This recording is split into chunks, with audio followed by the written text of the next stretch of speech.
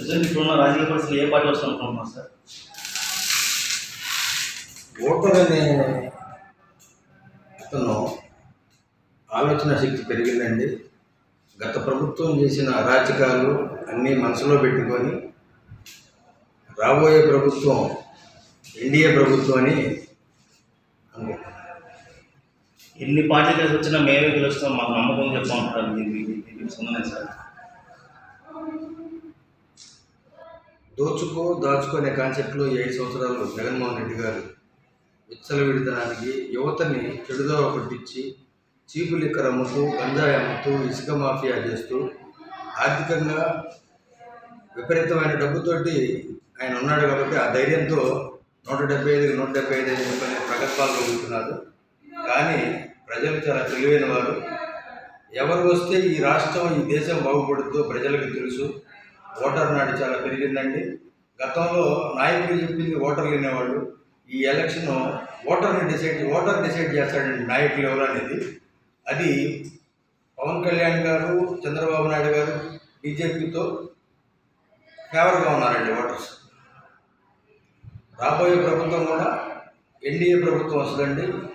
సెంట్రల్లో బీజేపీ వస్తుంది, స్టేట్లో ఉమ్మడి జనసేన టీడీపీ బలపరిచిన చంద్రబాబు నాయుడు గారు అధికారంలోకి వస్తారండి. ఈ రాష్ట్ర భవిష్యత్తు బాగుండాలి అంటే జనసేన తెలుగుదేశం కలిసి ఉండాలండి.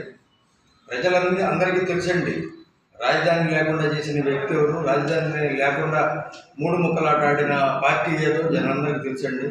కాకపోతే భయభ్రాంతులకు గురవుతున్నారు. గత ప్రభుత్వం చేసిన అరాచకాలు, రోడ్డు మీదకి వచ్చిన వాళ్ళని అరెస్ట్ చేయడాలు, అక్రమ కేసులు పెట్టి ఆర్థిక మూలాలు దెబ్బతీస్తూ భయభ్రాంతులు చేస్తూ ఉన్నారండి. కానీ ఓటర్ చాలా తెలివిగా ఉన్నాడు.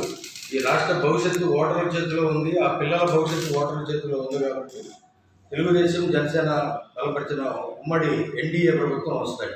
రాష్ట్రం బాగుండాలని చెప్పి పవన్ కళ్యాణ్ గారు తీసుకున్న నిర్ణయాన్ని మా జన సైనికులు, వీర మహిళలు అందరూ స్వాగతిస్తున్నాము.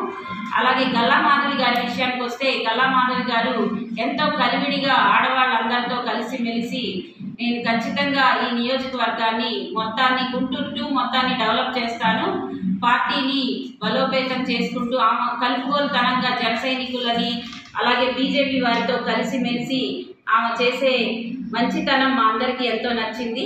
ఆమె మా అందరితో కలిసిమెలిసి తిరుగుతున్నారు. అలాగే ప్రతి వార్డులో వెళ్ళి ప్రతి ఒక్కరిని పలకరించి ఎక్కడ ఏ సమస్య ఉందో నేను వెంటనే ఆ సమస్యని పరిష్కారం చేస్తానని చెప్పి గల్లా మాధవి గారు చెప్తున్నారు.